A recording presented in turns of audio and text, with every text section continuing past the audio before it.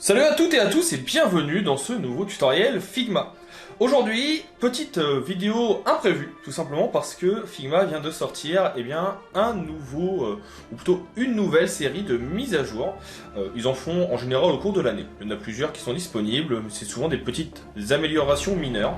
Or aujourd'hui, ils en ont sorti 32. Parmi ces 32, j'en ai choisi 7 que j'ai trouvées intéressantes et importantes à vous présenter. Que ce soit des nouveautés liées au prototypage, que ce soit des nouveautés liées à l'amélioration visuelle, par exemple sur les modes de fusion, ou encore liées aux outils de texte pour vous faire gagner du temps. Vous allez voir que c'est assez utile, c'est plutôt sympa. N'hésitez pas à me dire vous ce que vous en avez pensé. Comme je le disais, je vous présenterai pas les 32, tout simplement parce que c'est long et que certaines des fois c'est juste des petites optimisations, mais je vous mets la note de mise à jour dans la description. Ça vous permettra d'aller voir et de pouvoir visualiser vous-même quelles sont ces nouvelles améliorations. J'espère que cette petite vidéo imprévue vous plaira. Si jamais vous avez des questions, je suis disponible dans la section commentaires, comme d'habitude, mais aussi dans la section entraide si vous êtes sur tuto, et vous pouvez sans problème poser vos questions. Si jamais vous avez aimé également cette vidéo, n'oubliez pas de liker, partager et de vous abonner à la chaîne. Ça permet à celle-ci de continuer à se développer et à moi de continuer à vous proposer de nouveaux contenus. Voilà pour cette petite introduction. On attaque tout de suite les 7 nouveautés indispensables sur le logiciel. Attaquons donc notre petite présentation des nouveautés. Alors je rappelle, sur les 32 critères qui viennent d'être ajoutés, les 32 petites mises à jour, je ne vous en présente que 7 qui sont pour moi assez intéressantes et importantes et qui vous permettront de gagner du temps. La première, c'est quelque chose qui est plutôt lié à de la visualisation qui permettra de gagner du temps à chacun d'entre nous. C'est tout simplement le fait que maintenant, quand vous avez un calque et que vous venez utiliser ce que l'on appelle les modes de fusion, il est possible d'avoir une prévisualisation du rendu avant même de le sélectionner. Beaucoup d'autres logiciels le faisaient déjà, ce n'était pas le cas de Figma, c'est maintenant le cas. C'est plutôt une bonne nouvelle, ça permet de gagner du temps. Espérons qu'ils fassent exactement la même chose aussi pour les textes qui pour l'instant ne peuvent être prévisualisés. Dans le même ordre d'idées, ils ont amélioré la partie recherche, qui est ici avec la petite loupe. On va maintenant pouvoir venir chercher par exemple des masques. Ici on a un ensemble de masques qui a été créé. Je peux venir les sélectionner tous en même temps. J'en ai fait une sélection multiple. Là, j'ai ma framboise et le cocktail. Et si je viens changer des paramètres, je peux changer les deux en même temps. Je peux même aller plus loin. Si je viens également sélectionner, par exemple, tous les autres, je sélectionne l'intégralité des éléments. Si maintenant je décide que tout doit passer en différence, en overlay ou autre, eh bien tout y passe automatiquement. Ça, c'est une grande avancée aussi qui fera gagner pas mal de temps à la plupart d'entre nous. On va pas se mentir, et c'est quelque chose qui est assez utile. Autre nouveauté qui est assez intéressante pour rester dans les formes, on va avoir ici maintenant la possibilité par exemple d'avoir un carré, on va choisir ici une couleur, sur lequel on va pouvoir venir ajouter une photo. Là je vais faire un CTRL-C, CTRL-V, comme ça je l'ai deux fois, on va avoir ici la deuxième. On va venir intégrer une photo, Place Image, je vais prendre par exemple cette photo d'une ville, et je vais venir sélectionner mes deux éléments pour les masquer. Je fais un clic droit, et j'ai donc Use a Mask. Maintenant, on a un bouton qui s'appelle Masque qui apparaît. Dedans, vous allez retrouver trois choses. Alpha, qui va permettre d'utiliser la transparence d'un objet pour rendre visible ou non. Vectoriel, qui va utiliser les contours. Et surtout, on a Luminance. Luminance, qui va utiliser tout simplement la couleur de l'objet qui est présent dans notre masque. Là, je vais venir l'ouvrir. On a par exemple ici celui qui est à cet endroit. Et en jouant sur la luminance du masque, on va avoir quelque chose de plus ou moins visible. Là, on a le masque qui est en dessous. Maintenant, imaginons qu'on vienne faire l'inverse. Donc ici, je viens inverser. Je prends mon rectangle, je le mets par-dessus. Je sélectionne les deux. De nouveau, je vais faire un masque. Et ce masque, on va y mettre de la luminance. Et bien, vous voyez que suivant la couleur de votre carré, on va voir apparaître en dessous notre objet. Donc là, vous pouvez choisir la forme que vous voulez. Moi, ce qui m'intéresse, c'est mon carré qui est ici. Et là, je vais pouvoir venir faire une incrustation en utilisant la dite lumière, la dite luminance pour les tons lumineux et les tons sombres.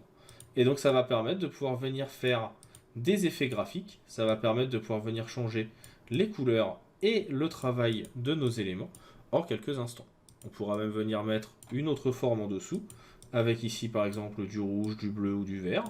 Remettre celle-ci par-dessus. Donc là, on va venir la mettre par-dessus.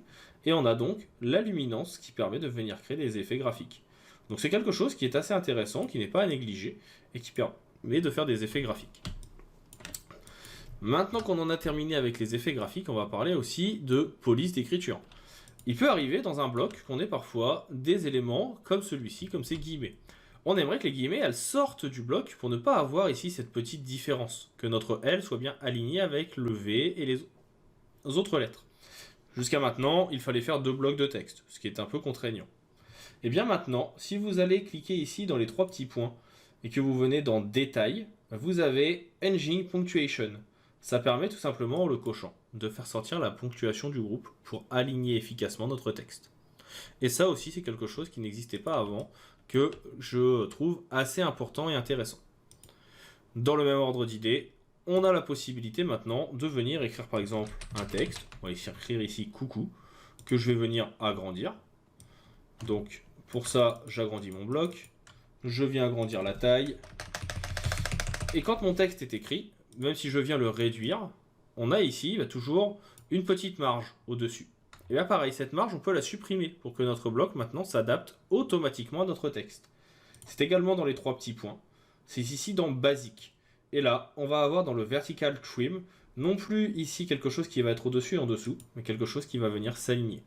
On pourra bien sûr venir réduire le reste du bloc, et on aura donc quelque chose qui sera exactement à la bonne taille. Et ça, c'est un gain de temps et d'espace qui est non négligeable et qui permettra de sélectionner plus facilement les éléments.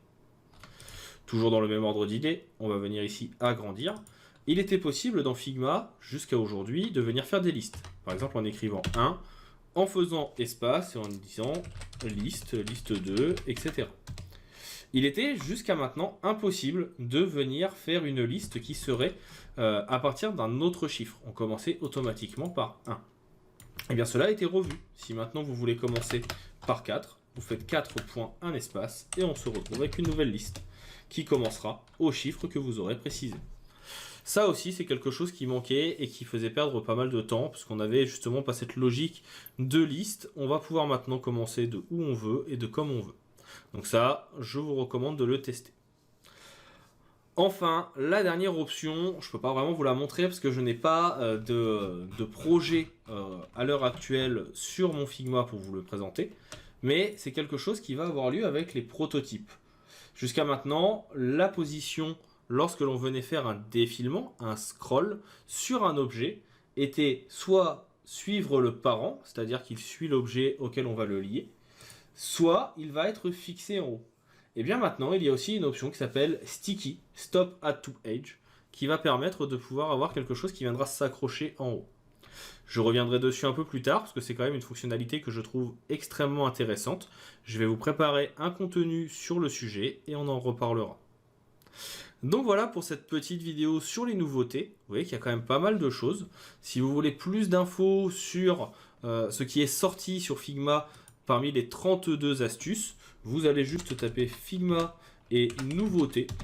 Vous avez ici l'actualité et note de version pour les produits, la release note comme ils l'appellent, sortie donc le 28, il y a 2 jours maintenant, et qui permet donc de retrouver les différentes options. Je vous invite à avoir cette page en favori parce qu'elle est mise à jour à chaque fois qu'il y a des nouveautés et c'est très régulièrement qu'il y en a sur Figma. C'est important de les connaître, ça vous permettra d'améliorer votre workflow, votre façon de travailler, mais aussi le temps que vous passerez sur vos projets. J'espère en tout cas que la vidéo vous aura plu. N'hésitez pas à liker et partager si c'est le cas, ou à donner votre avis en commentaire. Je suis toujours très friand des avis. Pour ma part, il ne me reste plus qu'à vous dire à bientôt et à vous souhaiter une bonne continuation.